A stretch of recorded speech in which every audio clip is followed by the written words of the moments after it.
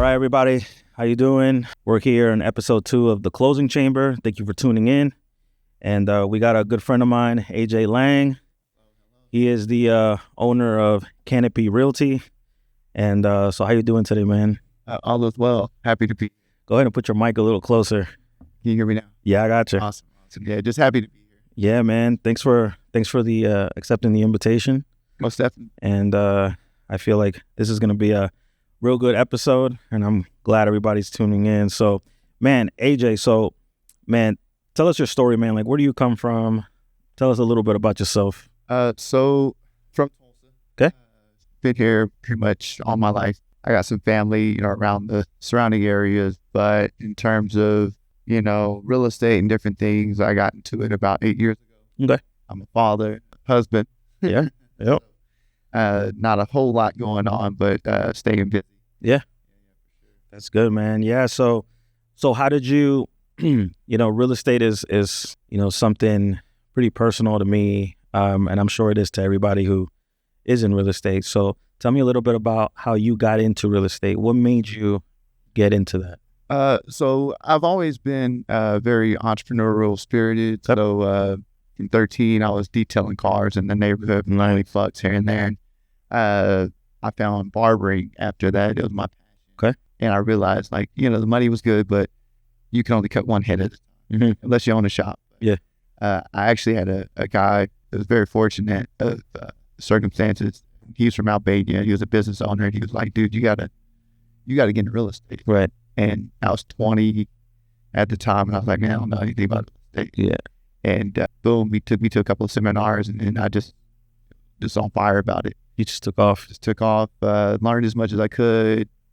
Paid for some seminars that ended up turning to be a little bit scammy. Hey, pay $40,000, it'll get you to the next. Mm-hmm.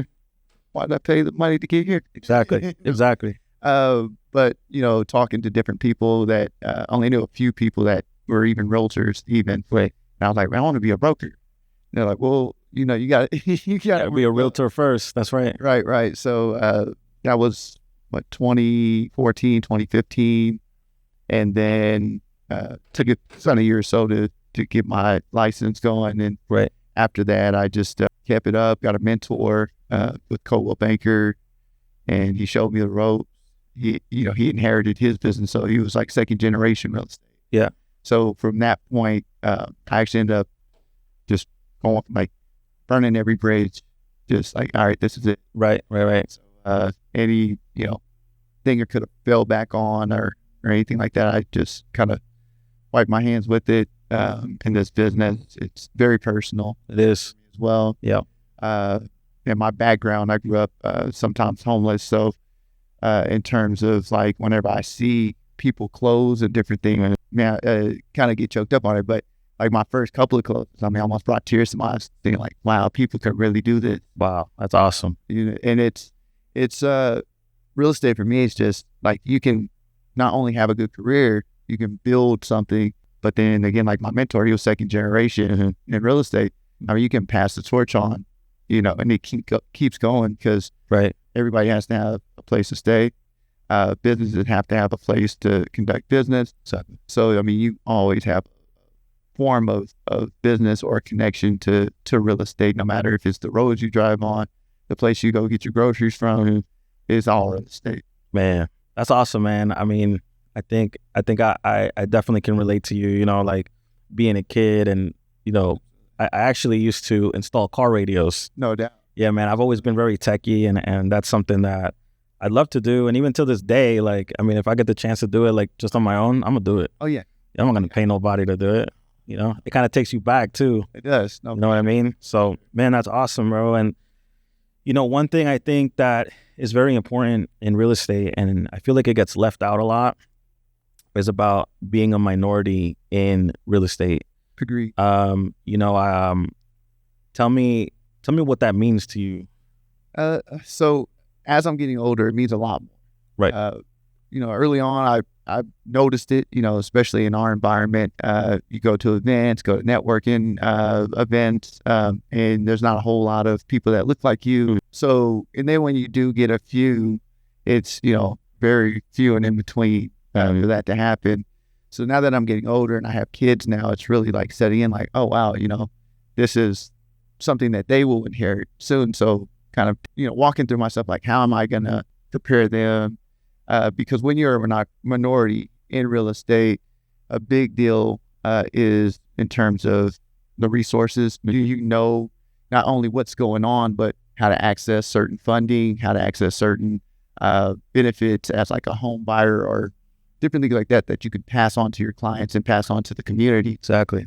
So now as of late, like I'm getting involved in different like NARAB and also in Oklahoma City, there's a place called Urban Bridges. Okay. And they're just like community outreach programs. NARAB's a little different, but they still are within the community educating on like how to, find funding and how to find even funding for development. Because that's a big deal. That's big. Because being a minority in real estate, you see there's a little bit of a disparity because you're not raised around, ownership and real estate. Well, at least I wasn't. Right. I grew up on the north side of Tulsa. So if you go there now, you go to the north side of Tulsa now, it's like, oh my God, it's getting beautiful. It is. Yeah. You got the grocery store now. You got homes being just completely renovated and brought back to their glory, if not better. Brand new constructions, right? Even the neighborhood I grew up in, across the street, you got 300,000-400,000 houses. I would have never thought that would have been possible. Right. So I love it, But even when you talk to some of those folks out there, they kind of look at it as a negative thing. Again, being a minority, they're not really educated on, hey, gentrification is not a bad deal. But, these other blighted houses, I mean, they would have, brought in the wrong crowd that you wouldn't have wanted or housed, rodents, so on and so forth. So when people come in and they put love into your community, they're appreciating it, figuratively and literally, the values go up. People want to put more businesses in that area. So those people around there, even though, you might have a sour taste in your mouth, my taxes are going to go up, right? It's going to get expensive, right? If it doesn't challenge you, it doesn't change you. So I think that's something that as a minority, I wasn't really taught early on. So jumping into this business, I had to learn it. And then also, I personally haven't had any direct discrimination or anything like that, but I can see it. It does exist. Yes. It's real. It does. And it's sad because it's, 2024. You would imagine, we'd be a little more advanced as a community, civilization. But yeah, there's some challenges I get, and I don't know if it's because I'm a minority, but when I do some hiring, sometimes it seems as, I'm a little bit younger than most brokers. So it seems as sometimes that's kind of like, and it doesn't have to be color, but it could be culture.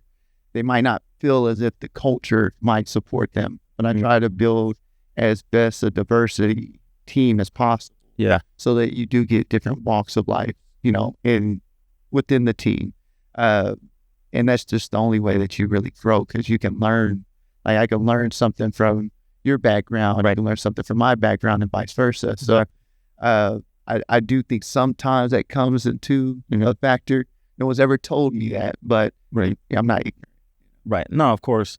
No, man, I think that's huge. I mean, culture in real estate is big, and I think we're seeing it more now. Now that, we have Empire Title, absolutely, and so that was one of our main goals when we opened up. And I was like, man, I want everyone to feel comfortable. I want to celebrate everybody, like you said earlier about home ownership, man, seeing somebody buy a house for their first time there's no better feeling, and so it's almost like I was telling my wife, I'm like, when somebody here closes for the first time, you guys better turn up. Yeah. You guys better celebrate. Yeah. We have some bottles of champagne in the back. I'm like, give them a bottle, I don't care what they need. Like, this is a huge accomplishment, especially when I hear stories like, I'm Hispanic, so whenever I hear stories, hey, I came from this country and I came here with nothing. I didn't know anybody, and now years have passed. You've worked hard, and now you're buying your first house. 1,000%. And then we go to, like your background. you come from a place where you didn't see really anybody buy their first house, or you didn't really see somebody buy their investment property. So you doing it yourself, it's quite an accomplishment, because you're already now ahead of that generation, right? So now you're putting, you have daughters, right? So your daughters are seeing, wow, dad is buying a house. Dad is buying an investment property. Mom is buying an investment property. So what are they going to do? Oh, yeah. Follow suit. Yeah, they're going to 10X you, right? Because now you've already laid the blueprint that you didn't have. You drew up the blueprint. And so, man, I love stories like that, man. And so, thank you for doing that, man. I'm glad you're changing that for sure. We have to. I was at it was a seminar a few weeks back, and it was for minority developers. Okay. And it was a gentleman up there speaking. I forget his name at the moment, but he said, as a minority, not only do you have to do things, to the best of your ability, right? Almost in essence, like you have to be great. You have to be, excellent at what you're doing, just to kind of make that hedgeway, because you are playing catch up in a lot of ways. Yeah. And I heard that, and I was like, yeah, I mean, that's spot on. I mean, a lot of people, especially make mention people from different countries. My father's actually from Nigeria, so he made headways coming here, in the 80s. And I also have friends like the gentleman I mentioned earlier. His name is Fulham. He's Albanian. When he met me at 20, I was a knucklehead. I didn't know that. Right. He was a little bit older, and he came from a different background. So he's like, dude, you got too much opportunity. Mm-hmm. You need to get in real estate. You need to be doing this. And coming from Albania, I would imagine, right, the opportunities and the infrastructure is much different. So he saw that. He's like, I mean, you already have that spirit. You got to tap into it and then follow something, right? Because what they say, idle hands, devil's workshop. Mm. And when he spoke that to me, I was like, all right, yeah, I got it. Even though I'm dealing with stuff, or I'm just 20, right. That idea, it was like, all right, he sees something in me that I probably didn't see. Exactly. And yeah, so just very grateful for all the people that man, and sometimes it takes somebody, right, to see something that you don't see. Mm-hmm. I mean, for me, it was a teacher. I had a teacher in 9th grade. Her name was Miss Kelly, and she just saw something in me that I didn't even see. Absolutely. And from there, it boosts your ego, right? Oh, it does. And you feel like you can do anything. And so, so yeah, man, I'm glad you ran into that person. So, all right, man. So we're going to get to the segment where I ask about, your first deal. Okay. So tell me about your first, okay, you went, you got your license and everything, right? You got the opportunity to get your first deal. Tell me what happened. Man, I remember it like yesterday. Shout out Jennifer McIntosh. Okay. Yeah, she was my first client. Mm-hmm. And so you get your license, you're like, I'm about to make so much money. I'm about to just do a deal after deal. 6 months later, I get my first client, and man, it was a listing. Yeah. So I was really shocked, because there's more buyers than sellers a lot of times in our industry. So I was thinking like, all right, one of my friends is gonna buy a house, or I'm gonna find someone to do some house shopping with. I had already practiced that. Mm-hmm. The listing I was a little bit not too familiar with, but fortunately I had my mentor. So man, I went in and I was super nervous. I was doing the documentation, met the seller. I'm like, all right, this is how much you're gonna make if we sell it for this. Like, so what do you want to do? She looked at me, she said, you know more than me. You tell me what we're gonna do. And I'm like, solid. All right. So I just took the reins, and we ran it. It sold in 2 days.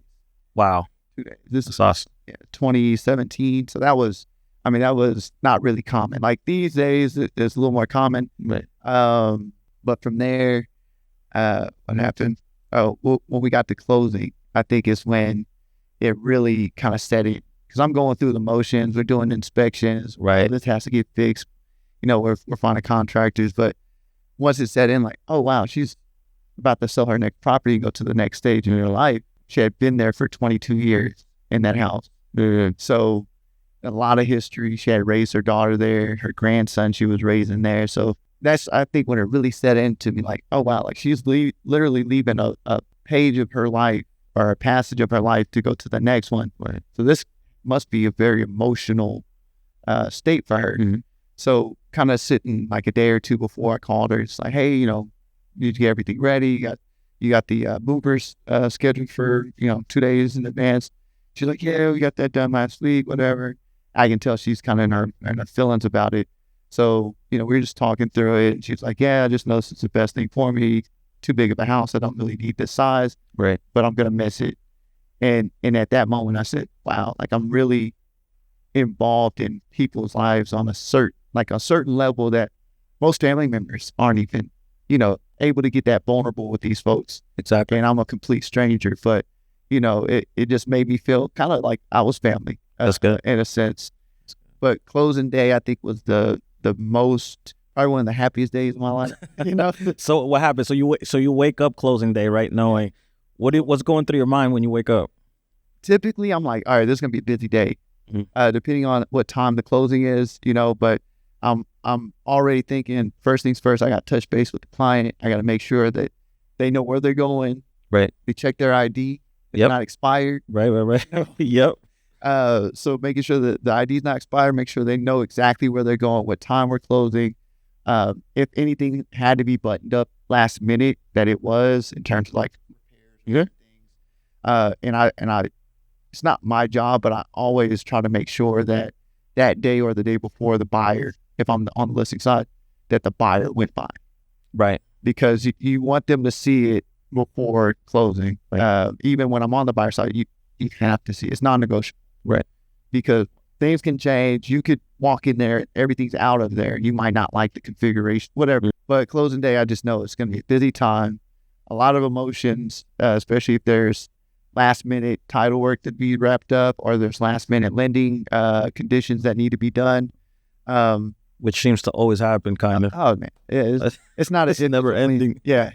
So, you know, I kind of go into it that way. So say we're at 10 a.m., I'm up at probably 6, 7, prepping. I've already got my closing gifts. You always should have a closing gift. That's right. That's very important. You have to celebrate these people. It's not just a paycheck. It's a big life transition, especially if they're going from renting, never owned, and then now they're going to be homeowners. Right. Man, that entails a ton. I mean, even to speak to that. So going in to closing with my closing gifts, we're ready to go. First thing is, I'm asking, like, how do you feel? Are you happy? Are you excited? Mm-hmm. Are you nervous and excited? Mm-hmm. That's a good feeling, though. That's a good feeling. Yeah. If it doesn't challenge you, it doesn't change you. So if you feel a little bit of nervousness, that's good. I used to play basketball, you know, and that little bit of nervousness, it's like, all right, something big's about to happen. Exactly. You know? Yeah. And it is. I mean, you're going to go from, especially if you're first time home buyer, renting, whether you're renting a house or apartment, you go from not only, you know, be able to call the maintenance man, you know, right. You become the maintenance. It's on you. It's on you. And I try to set that expectation, like, hey, it's not the end of the world. And after closing, I don't leave. Like, this is a relationship. Right. You have questions, you need contractors, you need advice on, like, hey, you know, I run into this situation, you know, what would you do? If I don't know the answer, I know how to find them, you know? So I at close, I'm really just being there as a support. You know, what are your thoughts about this? Does your wrist hurt yet from signing? Signing your life away, yeah. Yep. There's a ton of papers. So even questions, I get questions at closing from my clients, and they can ask the title company, but they didn't work with the title company one-on-one. Right. So they just feel more comfortable. No, of course, you've been dealing with it the long. Hey, does this look accurate? Let me see. Yeah, it looks accurate. You know, so that's kind of how it looks for me is, and I go to every closing. Yeah. Only time I didn't go to a closing, is one of two reasons. If it's an investor out of state and they're doing like a remote, something like that, or the only time I ever missed my own closing, I was on vacation. Okay. And it was something that was, they had to close sooner. Okay. So they moved up. Yeah. So you didn't expect that? I didn't. Right. But I feel like it's a big deal, because if I'm too busy out showing, like I schedule, I prioritize. If I'm too busy out showing other clients, but I couldn't be there for your big day. Right. Shame on me. Right. It's not just a check. It's not just like, all right, end of a transaction, whatever, on to the next one. And I try my best not to schedule like 3 or 4 closings on the same day, because again, I try to do that personal touch, right, of being there, bringing the gift to them, exactly, talking them through anything that they might, things come up like, oh yeah, by the way, I or I left such and such for the new owners. Can you let them know? Exactly. They're moving their whole life. That's the last thing on their mind. But if they have a second in between one paper getting signed or copies being made, oh yeah, by the way, I did, if I wasn't there, those were things I would miss. And I don't know. Again, it's a special moment. Yeah. Well, they've been comfortable with you throughout the whole process, right? And what a shame it would be if you weren't there for the finale. Absolutely. Because I know some agents that they don't show up. You know what I mean? And so it's a comfort thing for them. And so the only thing that's going to happen is they're going to refer you to someone else. And they're going to refer you to someone else. Hey, this guy starts with you. He finishes with you. Absolutely. And on top of that, he gives some bomb gifts. So Absolutely. So bro, so you go through, you finally get your license. You're like, yo, I'm going to make some money. 6 months down the line, you get your first deal. You go all the way to the closing table. The deal is finished. You get your check. Absolutely. What, like you said, it's not all about the check. Yeah. But the reward at the end. Oh yeah. That's part of the reward, right? Oh, it does. So what did you feel like? What did it make you feel when you got your first check, when you first closing? Man, it was a lot of emotions. It was wow, I can do this before. And I think a lot of agents get that before your first deal actually like fruition, like it's to close. Yeah. You're probably a little, unless you're just arrogant, you're probably a little skeptical. Like, man, am I in the right business? Like, can I make money doing this? Like, but once the check came through, it really dawned on me like, oh wow, I'm doing it. Right. I'm really out here, helping people, and I can make money for a good wage from it at that. Right. And I had been making money, my whole life, but whenever I saw like how rewarding that check was, I flipped cars, cut hair, did all the things, but it's like, wow, like I'm really helping people in one of the most personal parts of their lives, and I actually made good money doing it. Right. So after the first check, I was like, kind of like a fire. Let's go. Let's get it. That's right. So right after that, I mean, I got my next deal and the next deal and the next deal, and it just kept going. I mean, it was just one of those things that, and it's not all rainbows and butterflies. No, it's not. No. So it's tough. Yeah. And my mentor told me, if your phone rings and you're not willing to pick it up and you're at the movies, don't get in this business. If you're out with friends, your phone rings and you're not willing to step out after having a good time, don't get in this business. So, and it's real life, because you're dealing with people's livelihoods. Yeah. Not only can, selling real estate get you a good check after closing and put you in rooms with certain people, it also puts a lot of responsibility on a person. Right. Not only where a person lives is their sanctuary, but that's probably their biggest investment. That's, one of their wealth building vehicles. And if you drop the ball on that, yeah, this is no good. That's not good. Yeah. That's awesome, man. So I'm going to ask you, man, so what's next for you, bro? So you've got your brokerage. Yeah. Which to me is amazing. That you've been in real estate since 2017, you said? Which was actually around the same time I kind of started. Absolutely. And so you have your own brokerage, you've got realtors under you, but what's next for you?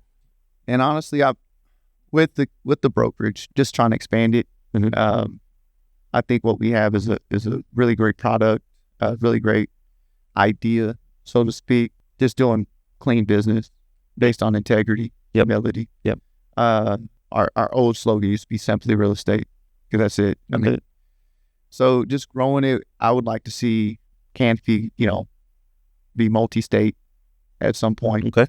Right now we're expanded out to Oklahoma City. Literally just start hiring in the last couple months out there. So hoping to get some really solid hitters out there. Yeah. And then beyond the business piece, I mean, just really raising my daughters into, fine young ladies, respectful and different things, and being there.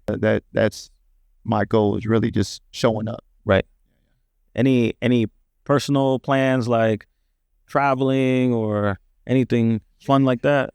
Yeah. So speaking of my daughters, so they're 1.5, 2.5, and back to back. We're due for a vacation. We've been wanting it. It's just the thought of traveling with 2 toddlers. Well, but the good thing is they're not going to pay for an airline ticket. Right. But but it's still, I'm sure. It is. And the thought of, you've ever flown with people and they have their kids and you're like, yeah, shut the, especially on the plane. On the plane, yeah. I just don't want to be that guy. And I also don't want to drive 10 hours with toddlers. No. So we're just in that weird space where, and we don't have a lot of like familial support. So like, I got you.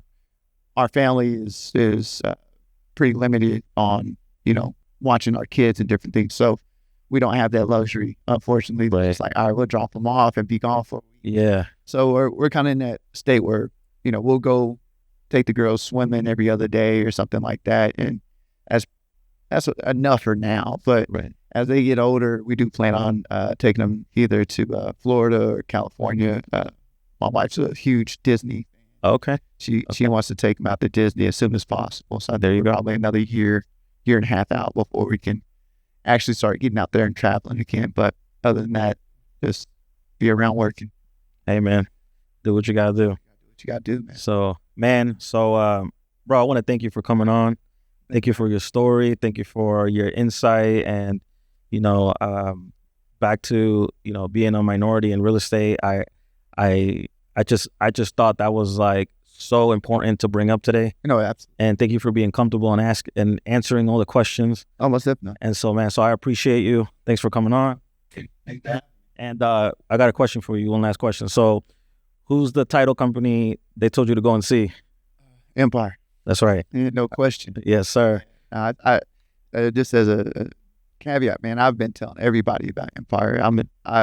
Be like talking about minority in real estate, a Hispanic owned title company. Yep. Beyond beautiful. I mean, that is, as soon as, I heard about the concept, as soon as I heard, all right, this is going to be the day you start taking files, I said, okay, Yeah, man.